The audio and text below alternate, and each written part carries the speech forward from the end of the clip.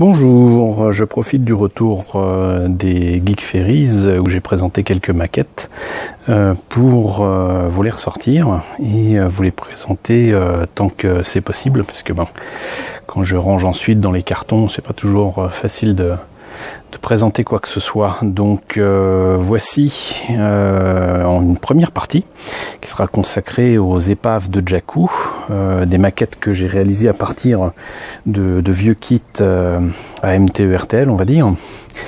De vieux kits donc qui ne valaient pas grand chose, qui étaient dans un très sale état, et quand j'ai vu la bande-annonce, comme beaucoup de personnes l'année dernière, autour de Star Wars 7 avec ces superbes plans d'épaves de X-Wing, de TIE Fighter, de Star Destroyer sur Jakku, j'ai immédiatement pensé à la possibilité de reproduire ces scènes en maquette. Donc voici une première maquette d'un vieux X-Wing, donc la première maquette qui était sortie autour de Star Wars avec le taille de Vador entre autres.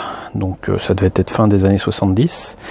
Donc cette maquette m'est parvenue dans un état plus que moyen. Je pense que elle avait dû subir certainement, comme d'autres kits que je vais vous présenter, peut-être les chaleurs d'un incendie. Là par exemple, cette partie ici de canon est fondue, j'allais dire naturellement.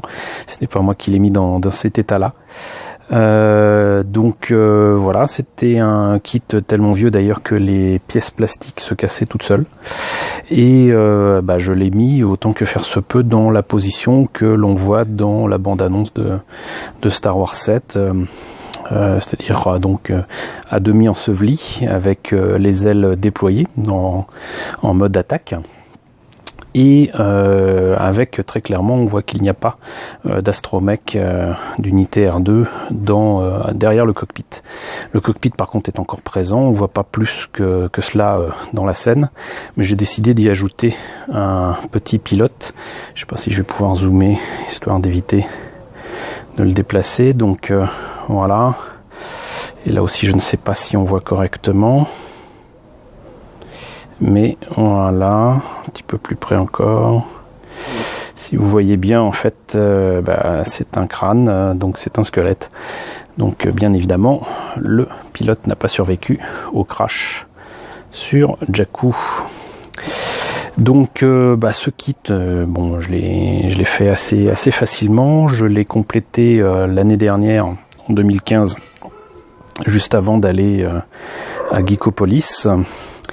Et depuis, malheureusement, je n'ai pas eu l'occasion de le refaire ou de le retravailler. Là, il est vraiment, dans une des dernières phases de montage. Les pièces passaient leur temps à se casser. C'est pour ça que vous voyez un petit morceau qui s'est détaché, que je n'ai pas encore déterminé d'où il venait. Mais bon, c'est un morceau de touillette, donc j'imagine que c'était à l'intérieur des moteurs. Mais voilà, donc il y a des pièces qui ont cassé, qu'il faut que je recolle. J'ai commencé à coller ici, à remettre du mastic, mais surtout il faut que je reprenne la peinture parce que pour une raison que j'ignore, le blanc s'est mis à rosir, et je pense que c'est lié à la peinture qu'il y avait dans le flocage, la texture que j'ai utilisée pour le sol.